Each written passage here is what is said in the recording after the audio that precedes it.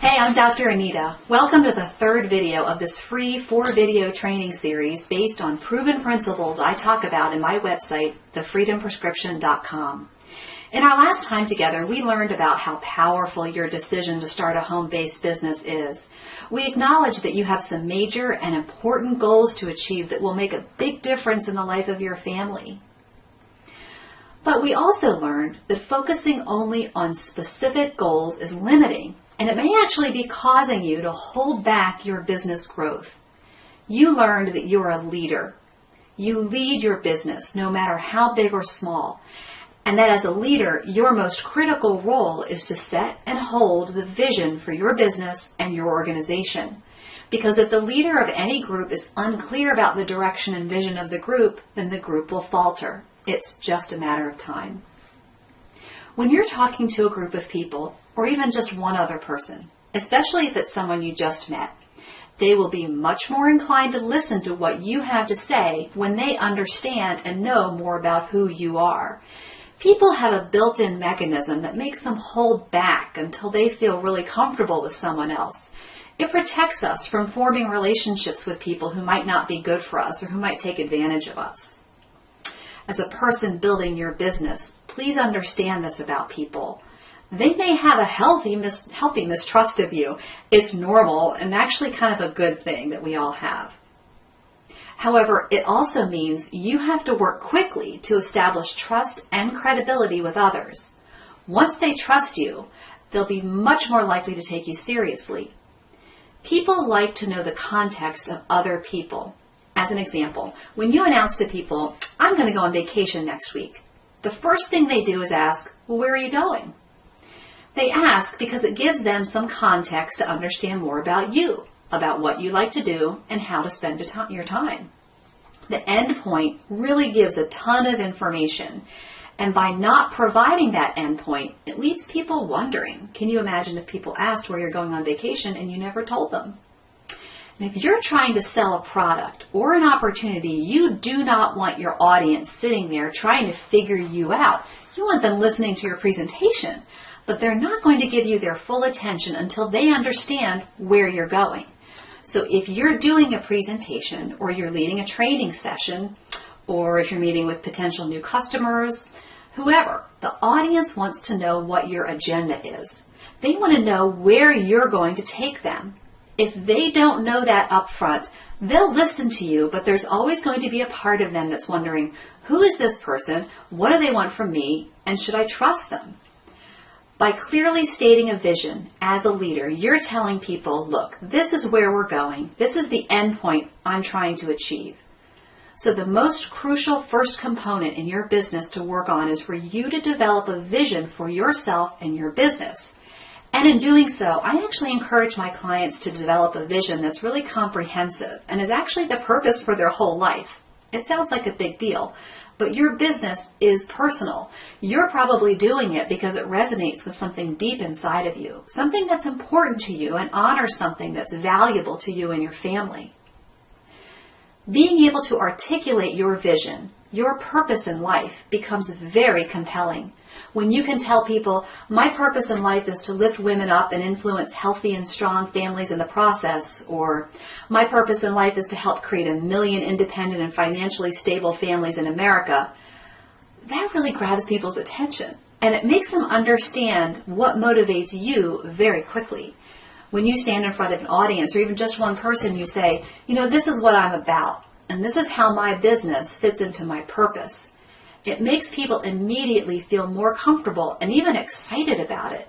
You right away become fascinating and intriguing because really, who talks about stuff like this in normal life, And you might even be able to see how generating that sort of relationship with another person can be really great for business building. Finding just the right words to articulate your vision, people will think, hey, I want to go along with her or with him. It's a compelling vision you project, an important purpose that you're living, and people can then see the path that you're on and how they might fit into it. And that's the key. Your audience is right away going to start thinking about how they could fit into that vision. You become very magnetic and captivating.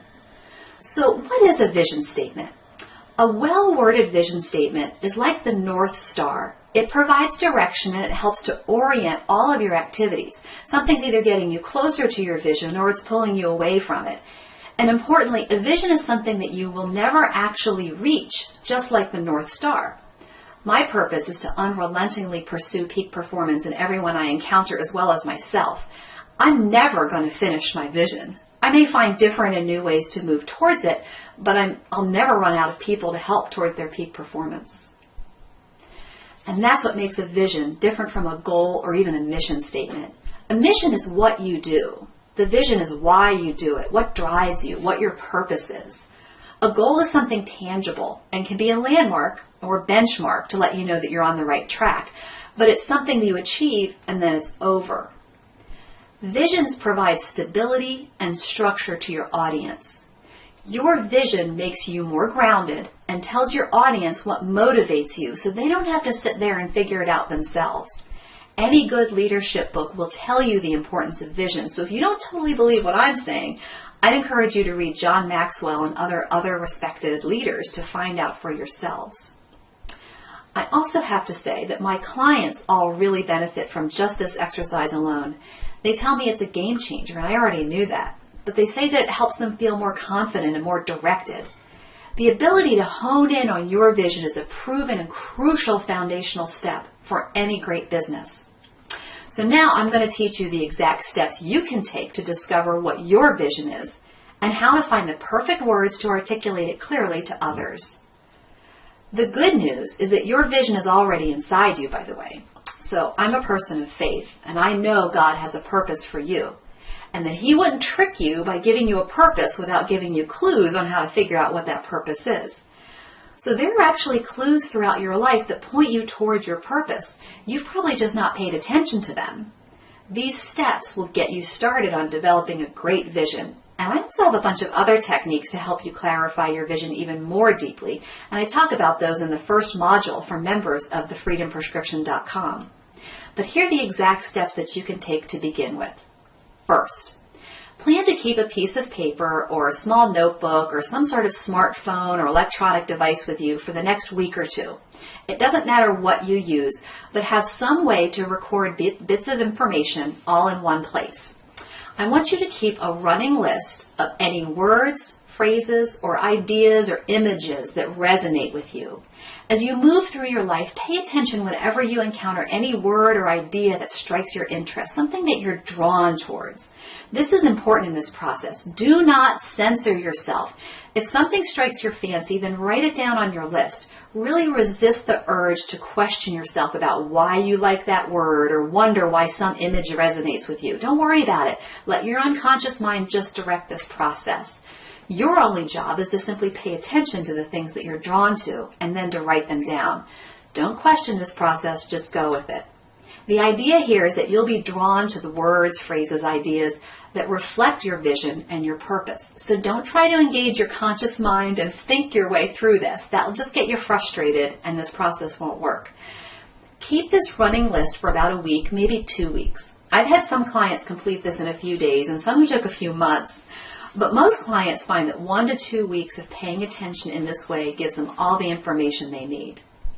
Now, if you can, aim for a list of between 15 and 25 words or phrases or ideas. The exact number isn't important, but I've found that if you have less than 10, this process is a bit harder. So if it helps you to have a frame of reference, shoot for a list of about 15 to 25 items. The second step. After you have this list that may take you a week or 2 to compile, just depending on how much you can remember to pay attention, it can be really tough just to remember to do this step. You can then start on the next step.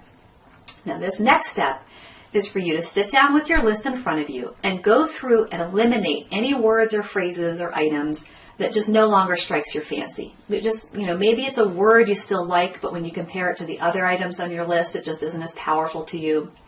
For whatever reason, if there are any items on your list that just no longer pull you, now's the time to eliminate them. Then you'll want to rewrite your list with the items you want to keep. And as you rewrite your list, I'd like you to pay attention to whether or not there are themes that emerge in your list.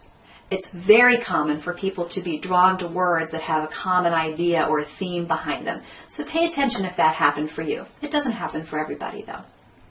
The third step. Once you have rewritten your list of words, you want to start putting them together into sentences. Make a sentence using the words on your list. Here's where I make 2 direct suggestions, and it's because this process can be a bit frustrating for people who don't really like to write too much. The first is to find a great thesaurus and use really strong verbs is the second one. Verbs are action words, and having worked for over a decade with clients to craft really compelling vision statements, I can tell you with certainty that it all comes down to having great verbs.